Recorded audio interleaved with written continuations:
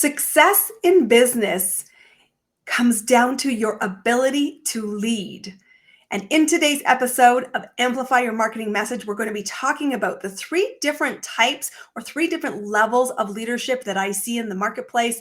And this was one of the most important lessons I learned from my very first business mentor. This first business mentor was my father and is my father. When I was very young, first starting out in the world, trying to figure out what would I be when I grow up, I saw my dad in the world of business. And my dad was a great leader. And he said, all of the education in the world doesn't make you a great leader.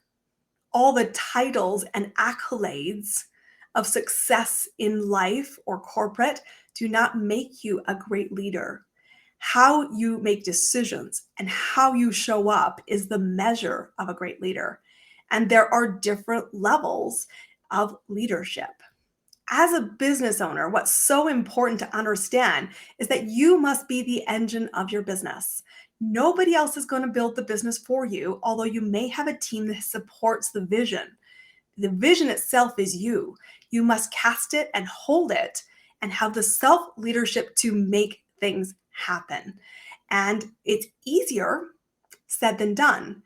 And that is why there are different levels of leadership, because not everyone has the skills, interest, or capability to step up the levels of leadership. However, when you step up to those elite levels of leadership, the risks are higher and so are the rewards. So let me ask you this, audience. What kind of leader do you want to be? What kind of impact do you want to make in the world? What kind of amplification in terms of service and income and results do you want to create with your business? Because here's the roadmap to do it. The very first level of three types of leadership that my father talked to me about was the fact that leaders could gather and needed to gather facts. Data is the richness and the foundation of all the moving pieces in your business. And so the ability to recognize that what you measure is what produces results is tenement foundations. So do you know what you should be measuring in your business? And are you measuring it regularly and keeping a pulse on it? I've said this before on the podcast, but for you new listeners who might not have heard it, there are two things and only two that will predict your future revenue. Number one is how many people are you meeting? Because your business will be built on strangers, and the number one thing you need to focus on is building an audience of buyers. And there's lots of episodes here in the podcast. Check them out to give you the roadmap to do that. The second most important thing that will predict your revenue is how many offers are you making? This is data. You need to be looking at the nuts and bolts. What are the actions? What are the results? How does the various elements come together? But data is rich. Data is what is valuable. If you ever want to aspire in your business to build a business you can sell, the data is what people will be looking for. What are the moving components? How are they progressing? And they tell a story that is hard to gloss over and misrepresent. So first level leadership is recognizing that you must measure and use data. If you don't know what kind of data you need to be looking at as a business owner, drop me an email. Let's have that conversation, because this is really, really important. It's the first level of leadership you must aspire to get confident around. The second level of three types of leadership that every great business owner needs to curate and cultivate is the ability to interpret the data. And again, this is a step up in the evolution. This is a step up in risk, because if you're not just gathering the facts, but you're going to say, so what? You have a bigger level of influence. You have a bigger level of personal risk if you don't do the job well. And that's why it's a smaller crowd of leaders at this type of level. But the ability to find patterns is paramount. The ability to pull the pieces together of the individual data points to tell a story is key. And I love the concept. You've heard it before. It's in the Business Scale Accelerator Mentorship Program. And standing out in the marketplace requires you to know, so what? It's It's not enough to just state the fact. You need to interpret the facts. And when you're building your business, the most important thing is that you're looking for the patterns and you're able to communicate the so what. Not only will that attract clients to you, it will help you know when course corrections are needed because you are watching moving pieces. And this is a tip, in case nobody told you, your business should always be in movement. I love movement. You've heard me say it before. Movement is what builds momentum. And so I want you to be thinking about, can you interpret the facts? Are you good at seeing patterns? Are you thinking and slowing down enough in your daily grind that you understand what's really happening? This is key to success. And one of the most important things I will tell you as a business owner myself is I schedule time to go and digest the so what. I'll look at my data all the time. I'm monitoring what's happening. And myself as a mentor, one of my biggest skills is the ability to help pull the pieces together to help craft, check, validate, and go into movement with so what. If you need some support with that, let's have a conversation. But so we've got our first level of leadership, which is gather facts. We've got our second level of leadership, which is interpreting the facts. What is the third level of 3 types of leadership? I said, as every level up the steps we go, the crowd gets thinner. Well, the third type, the most elite, the most important, this is the type of leadership that is required to have breakthrough, the requirement to have amplification, and to truly actually create profitable, sustainable business growth for your business and mine, is a leader who can not only gather, interpret the facts, but will take decisions and action around what the facts dictate. And I will tell you, as a business owner, there are going to be lots of decisions you take that are not popular, but are important.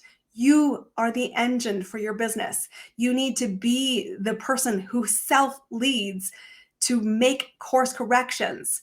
And there is never going to be enough data. There's never going to be enough certainty in the interpretation for you to think, I have 100% confidence in that decision. Most of us might get close with a lot of experience, but sometimes we are absolutely trusting our gut and just making a decision because there is truth to this. Success likes speed. And the only way to get speed is to make a decision based on what is available in the information, the experience you have and the people around you, and the confidence to say, I'm going to decide and reevaluate, decide and reevaluate, decide and reevaluate. But the decision-making responsibility lies with you as the business owner. You can't outsource that. You can't abdicate it. This is when the rubber hits the road. Always remember that the first person you must lead in your business before anybody will exchange money for your services is self-leadership. And that means getting committed to your vision, getting committed to making the tough calls, getting committed to movement to build momentum. And I think one of the biggest challenges is that we have got a culture around us where we're scared to make decisions. Decisions we've been taught are career limiting. We've been told that we're not safe to make a decision. So we need a peanut gallery or safety or deniability. And I will tell you that is not what is needed in the world of business today. We need people who are prepared to take the risks because the impact they want to create is heartfelt.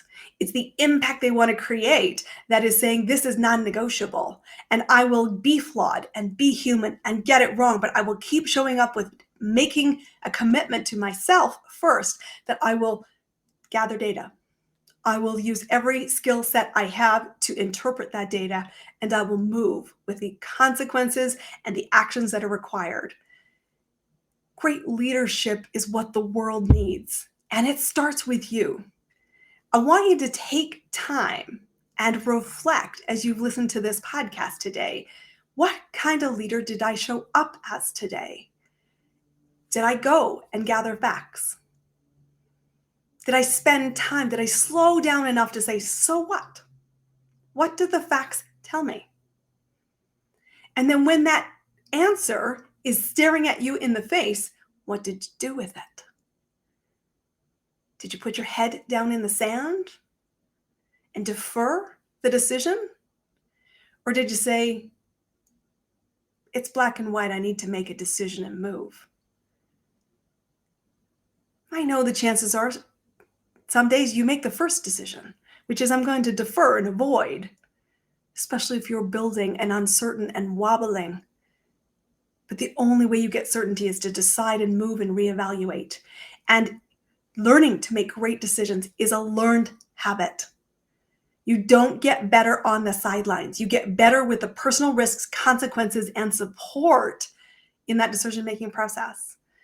And when I go back to thinking about this lesson that my dad taught me, brings it up in conversation just over the weekend, it came up again. And I've talked about this in various events that I run with my business. I said, what kind of leader were you today? And I know when I lay my head down at the end of the day, I ask myself the same reflective question. What kind of leader was I today? And what kind of leader do I commit to being tomorrow? Because I know that business owners are struggling. I know that it's easy to gather facts and to interpret the facts, but there's very, very few that want to make that tough call.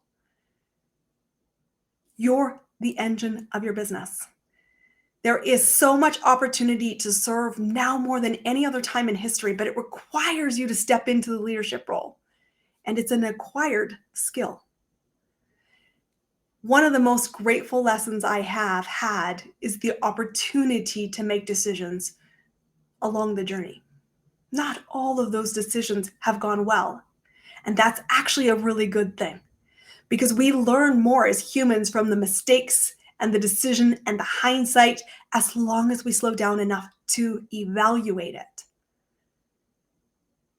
What makes me a great mentor today is the fact that I have made decisions. I've swung for the fences. Sometimes I've absolutely hit it out of the park.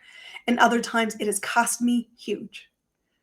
But I always knew that I aspired to be the type of leader who made the tough calls. And that meant that I was not driven by the popularity contest. And I know as a mentor, I'm not for everybody. But I know people who want to move at an elite level, move at the decision-making level, move where impact matters more than ego. And creating the world we want to see is paramount. That's my tribe. And they want to come and work with me in the Business Scale Mentorship Accelerator to say, I want to make better decision-making.